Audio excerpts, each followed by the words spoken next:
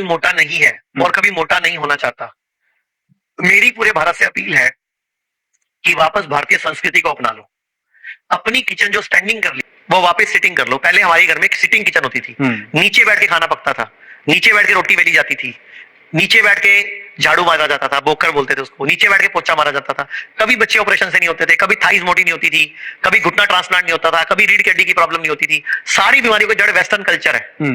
Indian toilet seat थी, कभी कब्जी नहीं होती थी, गैस नहीं बनती थी, तेजाब नहीं बनता था, किडनी फेल नहीं होती थी, लीवर फेल नहीं होता था, सब कुछ भी नहीं होता था, प्रोस्टेट की प्रॉब्लम नहीं होती थी। तो मेरी पूरे भारत से अपील है, अभी भी अगर आप कर सकते हो तो वापस किचन को नीचे बैठ के कर लो। अब आप सोचोगे आपका तो मॉडर्न हाउस है, तो भैया मॉडर्न हाउस में घुटने आपके बदले जाएंगे, रीढ़ की हड्डी का ऑपरेशन हो जाएगा, किडनी खराब हो जाएगी, तब क्या करोगे? वो ज्यादा अच्छा है कि किचन को तोड़ के ठीक करना अच्छा है? दूसरा, टॉयलेट सीट इंडियन कर लो, वापस पोछा झाड़ू शुरू कर दो घर का करना। अपने घर में नीचे बैठ के झाड़ू मारो, नीचे बैठ के पोछा मारो, भोजन नीचे बैठ के करो। अगर पलंग पे बैठ के भोजन करना है, भारत पलंग पे बैठ के भोजन करता है, जबकि पलंग पे भोजन पहले बीमार करते थे। मतलब पलंग पे भोजन कम मिलता था, जब बीमार होता था बंदा तो उसको उसके पलंग पे दे दिया था। तो अब हम पलंग पे भोजन करते हैं। तो पलंग पे भोजन करते हो तो वज्रासन में करो भोजन। एक लकड़ी की चौकी बनवा लो इतनी ऊंची, वज्रासन में बैठ जाओ और आगे चौकी रखे खाओ। मैं कहता हूं पूरे भारत में कोई मोटा नहीं होगा, किसी को शुगर नहीं होगी, किसी को बीपी नहीं होगा, किसी को प्रोस्टेट नहीं होगा, किसी के घुटने बदले जाएंगे, किसी की रीढ़ की हड्डी का ऑपरेशन नहीं होगा। मतलब पूरा भारत स्वस्थ हो जाएगा। हॉस्पिटलों में खर्चा कम हो जाएगा, डॉक्टरों के पास जाना नहीं पड़ेगा, भारत सरकार का लाखों करोड़ बचेगा हर महीने हर साल। उस जोग थेरेपी से कैंसर का इलाज करते हैं। जैसे मान लो किसी के यहाँ पे कैंसर की गांठ है तो यहाँ जोग लगा देंगे, वो सारा गंदा खून चूस जाएगी और आपकी बॉडी में अपनी लात छोड़ देगी, वो गांठ खत्म हो जाएगी। अच्छा ये बताइए, जब वो जौं किसी का गंदा खून पीती है और फिर वही जौं यदि आपने दूसरे मरीज को दी तो? जब एक बार जोंक लगती है उसके बाद 15 दिन का जोंक का रेस्ट होता है। अच्छा। जोंक के ऊपर निशानी लगाते हैं हम, उस जोंक को अलग बर्तन में रख देते हैं। जब जोंक पहले गंदा खून चूस लेती है, जोंक इतनी सी होती है और लगभग अपने वजन के मुकाबले 20 गुना खून चूस लेती है। अच्छा। इतनी बड़ी हो जाती है। फिर हम उसको एक बर्तन में रखते हैं, उस बर्तन में हल्दी खिलाते हैं उसको, वो हल्दी खा के उल्टी करती है, वो सारा गंद निकाल देती है और उसके बाद उसको 15 दिन के लिए हम पानी में छोड़ देते हैं, उसको पालते हैं हम लोग। 15 दिन बाद वो दोबारा तैयार हो जाती है किसी और का खून चूसने के लिए। तो आपको कैसे पता चला कि हल्दी खाने से उसको उल्टी हो जाती है? वो तो हमारे आयुर्वेद के शास्त्रों में वर्णित है ना। अच्छा। हल्दी उसकी खुराक है। अच्छा, खाती है? हल्दी खाती है, वो हल्दी खा के वो वोमिट करती है और वोमिट करके वो आपका सारा पस निकाल देती है और उस पस को हम लेबोरेटरी भेज देते हैं, वहां से पता लगेगा कैंसर है कि नहीं है। मतलब कैंसर की जांच हमें टुकड़ा निकाल के नहीं करनी, वो जोंक के खून से हो जाएगी और इसमें सेफ है ये। अमेरिका में एक जोंक थेरेपी की कीमत एक बार की 1 लाख रुपए की कॉस्ट है, उसको बोलते हैं हिरुडिन थेरेपी। तो भैया ये माताएं हमारी कुत्ता पालती हैं, कुछ माताओं से अच्छा जोंक पालें। जो भी लोग वजन कम करना चाहते हैं, पहले तो एक चीज ये सोचनी कि एक रात में कभी वजन नहीं कम हो सकता, ठीक है? जैसे सालों बड़ा है वैसे ही कम होगा, ठीक है? अपना ना सिर्फ अब मैं 1 महीने के लिए आपको एक छोटा सा काम बता के जा रही हूँ, ठीक है? उसमें आपने क्या करना है, पहला काम, जितनी भूख है उसका 70% खाना खाना है। हमें होती है 4 रोटी की भूख, हम खाते हैं 5, है ना? हम सोचते थोड़ी और खा ले। क्या करना है, सुबह 10 बजे खाना शुरू करना है, 10 बजे से पहले नहीं लेना। मेरी बात सुनो, हमें 3-4 दिन दिक्कत होगी, उसके बाद सब सही हो जाएगा। अगर आप सच में करना चाहते हो, जो करना चाहता है वो अपने लिए करेगा, जो नहीं करना चाहता वो छोड़ दे। मैं करूंगी। देखो, सुबह 10 बजे से लेके शाम को 7 बजे तक आपने खाना खाना है। इसके बीच में नहीं, इसके बीच में आपका 4 बार खाने का मन है, आप 4 बार खाओ, लेकिन जितनी भूख है उसका 70% खाना है, कम खाना है। जैसे अभी मानो मैंने खाया, मुझे 4 रोटी की भूख थी, मैंने 2 खाई, ठीक है? और 2 घंटे बाद मेरी रोटी पच गई और मेरा फिर कुछ खाने का मन कर रहा है, मैं फिर थोड़ी सी लेके खा लूं ताकि रोटी में पचने का टाइम मिल जाए। क्योंकि हम क्या करते हैं, मानो 3 रोटी की भूख थी, हमने 4 खा ली, एक तो पहले ही भूख से ज्यादा खाया, फिर वो पेट में गया, उसको पचने को और टाइम लगा, जब पचने को टाइम लगा रात को और ज्यादा खाया और खा के सो गए, तो वो अंदर सारा पचेगा भी धीरे, मोटापा भी जल्दी आएगा। तो सबसे बढ़िया काम क्या है, सुबह 10 बजे से लेके शाम को 7 बजे तक में हमें खाना खाना है, 7 बजे को रात को लेके सुबह 10 बजे तक कुछ नहीं खाना, ठीक है? और उसके बीच में चाहे 4 बार खाओ, 5 बार खाओ, जितनी भूख है उससे कम खाओ। 1 महीना करो, आपको जमीन आसमान का अंतर आएगा इसमें। एक बार करो इसको, ठीक है? क्योंकि देखो देखो हमें लगता है कि ये तो बड़ा मुश्किल है। मैंने तो दवाई है ना? खाई, बहुत सी दवाई, 3-4 हजार रुपए की दवाई ले आके खाई।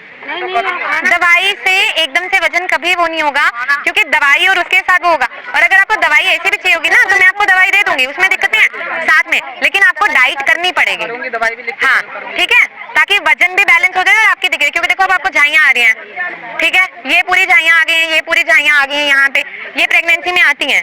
लेकिन आप खान पान अच्छा कर दोगे और पता है क्या करो, जब भूख है ना, जैसे जनरली हमें सुनने में क्या आता है, चावल वजन बढ़ाते हैं, लेकिन ऐसा नहीं है।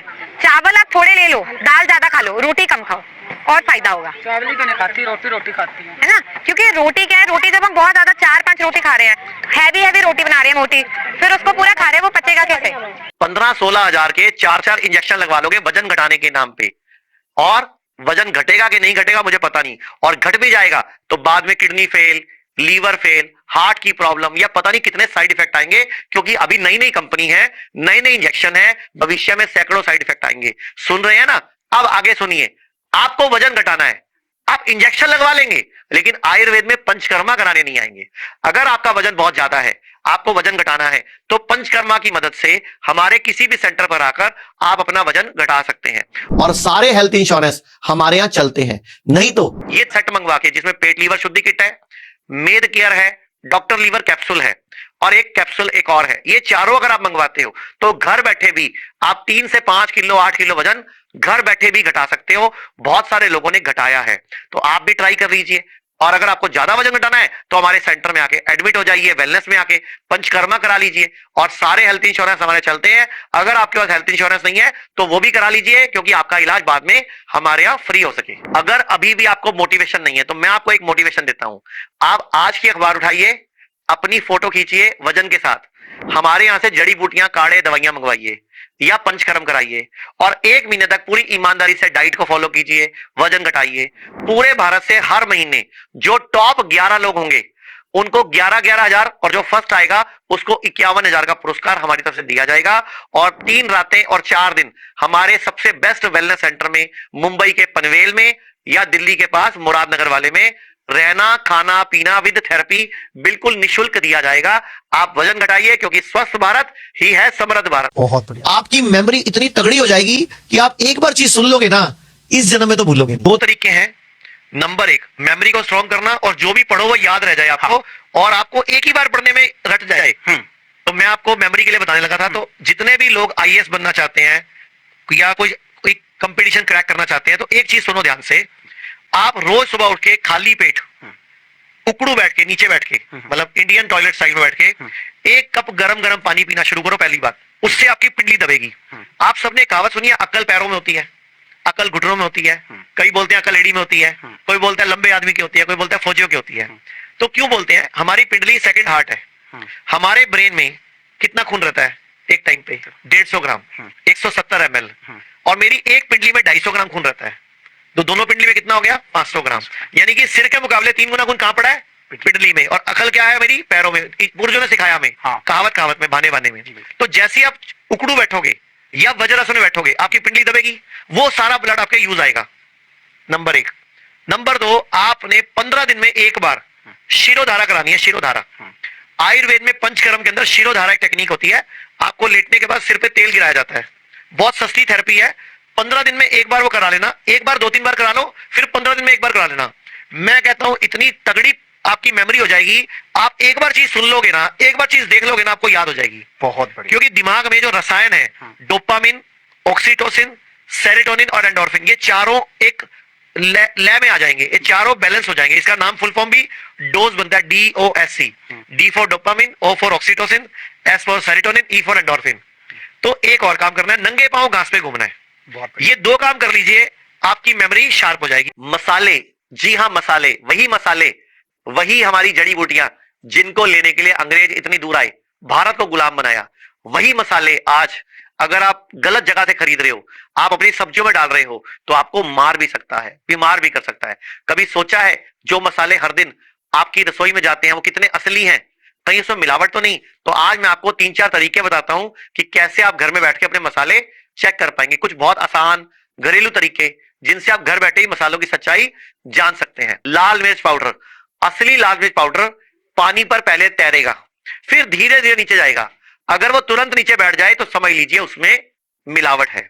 हल्दी पाउडर, असली हल्दी पानी में डालो तो पहले फ्लोट करेगी, पहले तैरेगी और पानी को हल्का पीला रंग देगी। अगर हल्दी तुरंत नीचे बैठ जाए या पानी गहरा पीला या सनफ्लावर येलो हो जाए तो वो नकली है। अब बात करते हैं जीरा। थोड़ा सा जीरा अपने हाथ पे रगड़िए। अगर हाथ बिल्कुल साफ है तो जीरा बिल्कुल शुद्ध है। अगर काला धूसर पाउडर निकल रहा है, निशान छोड़ रहा है, तो समझ लीजिए इस जीरे में मिलावट है। काली मिर्च, असली काली मिर्च पानी में डालते ही नीचे बैठ जाएगी, लेकिन अगर कुछ दाने ऊपर तैर रहे हैं तो वो पपीते के बीज है, यानी कि नकली है। हींग, असली हींग को आग लगाओगे तुरंत ही जल जाएगी। अगर नहीं जलती तो उसमें रासायनिक पदार्थ रेजिन मिले हुए हैं, यानी कि केमिकल मिले हुए हैं। तो मिलावट सिर्फ स्वाद नहीं बिगाड़ती, धीरे धीरे स्वास्थ्य की नींव को खोखला करती है। इसलिए याद रखिए, शुद्धता सिर्फ खाने में नहीं, सोच में भी होनी जरूरी है। और एक बहुत जरूरी बात, हर 6 महीने में अपनी बॉडी को डिटॉक्स कराइए। क्योंकि मैंने मसालों के बारे में बताया, हो सकता है आप बहुत कुछ और भी चीजें खाते हो, कोई दवाइयां खाते हो, कोई केमिकल खाते हो, स्ट्रेस लेते हो, एंग्री अपसेट रहते हो, बॉडी में फ्री रेडिकल पैदा होते हो, या आप जो टूथपेस्ट करते हो वो भी मिलावटी है। तो बहुत सारे केमिकल बॉडी में आ रहे हैं, तो बीमार होने से पहले बचो। इसका एक ही तरीका है, हर 6 महीने बाद अपनी बॉडी को पंचकर्मा कराइए। और अब तो हेल्थ इंश्योरेंस अगर आपके पास है तो पंचकर्मा के द्वारा इलाज बिल्कुल निशुल्क हो सकता है। क्यों कराई सर्जरी आपने? छाला हुआ था। रेडिएशन कितनी करा चुके हो? और सर्जरी भी करा चुके हो? तो पूरे देश के लोगों को बताओ, कीमो करानी है, रेडिएशन करानी है, बायोप्सी करानी चाहिए। आपके साथ क्या हुआ है पहले, क्या क्या हुआ है, ताकि दुनिया को पता चले, ताकि वो लोग तो बचे कम से कम। क्या हुआ था आपको? सर्जरी क्यों कराई आपने? एक बार पीजीआई में। क्यों कराई सर्जरी आपने? हाँ, छाला हुआ था। तो छाला हुआ था तभी आयुर्वेद में आ जाते, ये पंगा ही ना पड़ता। एक बार नीचे करना हाथ। ये पूरा आपके तो अभी प्लास्टिक सर्जरी भी हुई है, तो क्या क्या करा चुके हो? कीमो कितनी करा चुके हो आप? रेडिएशन कितनी करा चुके हो? और सर्जरी भी करा चुके हो? तो अब आप सारी जिंदगी ऐसा मुंह लेके घूमोगे? तो इससे अच्छा तो आप आयुर्वेद का इलाज कराते। ये इलाज अच्छा है? ये अब जिंदगी भर आपको जीने देगा इलाज। यहाँ कितने दिन हुए अभी आए हुए? दूसरा दिन है। यहाँ के बारे में कैसे पता चला आपको? तो आपको लग रहा है मैं सही जगह आया हूँ, अब यहाँ पे उम्मीद है। अब उधर आपको क्या बता रहे हैं, आपका क्या इलाज है? वो कह रहे कीमो कराओ। हाँ। और साथ में इम्यूनो थेरेपी। अच्छा, पहले ही आपको इतने साइड इफेक्ट आए पड़े हैं। ये पूरी देखो इधर आप ध्यान से, ये सारे, ये पूरा का पूरा गला पड़ा हिस्सा, ये सारा रेडिएशन के साइड इफेक्ट आए पड़े हैं। अच्छा, कल को गांठें फट जाएंगी, फिर क्या करोगे? मैंने आपको वीडियो दिखाई थी ना एक, जिसमें कान में गांठें फटी हुई है सारी, रेडिएशन के साइड इफेक्ट। तो पूरे देश के लोगों को बताओ, कीमो करानी है, रेडिएशन करानी है, बायोप्सी करानी चाहिए। अच्छा, आपको जब तकलीफ नहीं थी पहले, तो बायोप्सी के बाद तकलीफ बढ़ी थी कि कम हुई थी? आपने सीधा ही ऑपरेशन करा दिया। आपने एक बार भी दिमाग लगाया कि ऑपरेशन का शक्ल बिगड़ जाएगी? पहले आयुर्वेद में ट्राई करें।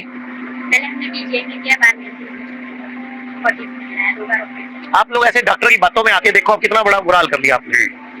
चलो ठीक है, आप मारते हिम्मत भगवान का नाम लेके। अभी जो हमारे देश में चल रहा है, चरस चल रहे हैं, हमें फोन आता है, सर व्रत है, क्या क्या खाएं? सवाल ही गलत है।